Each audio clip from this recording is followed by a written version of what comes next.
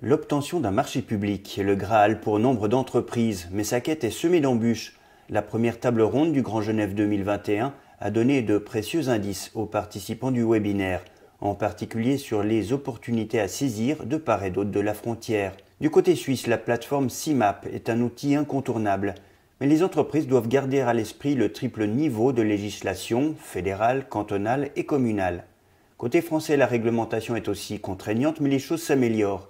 D'emblée, Julie Marot fait remarquer 2 points à surveiller lors d'une soumission. Un premier point de vigilance, c'est l'aspect dématérialisation, donc la nécessité pour les opérateurs économiques aujourd'hui de se mettre à l'ère de cette dématérialisation dans les échanges avec les acheteurs publics. Deuxième nouveauté, c'est la simplification de la réglementation en France, puisqu'aujourd'hui on a un texte unique de référence.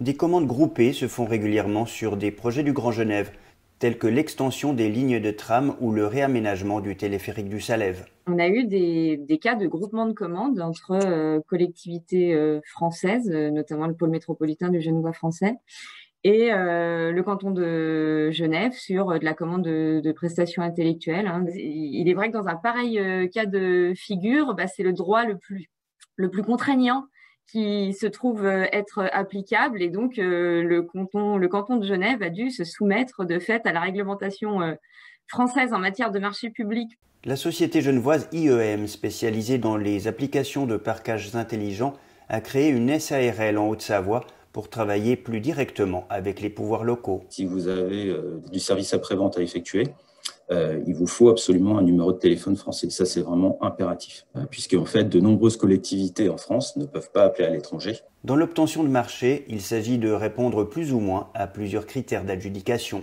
De manière très majoritaire, on est sur un ratio 60-40, 60% technique, 40% prix. Et après, sur un certain nombre de marchés, on a un critère complémentaire et après, on a un critère soit sur le développement durable pour 10%, soit sur le planning. D'un point de vue financier, il faut que le soumissionnaire prenne en compte la retenue de garantie et les courts délais de paiement destinés à protéger le titulaire. Les règles sur les travailleurs détachés sont un autre point de vigilance. Même si tous les appels d'offres ne peuvent pas être remportés, la démarche a son intérêt, estime le responsable de la filiale de la société de jeux ProUrba. Le marché public est une bonne manière, on va dire, de pouvoir rentrer sur certaines activités.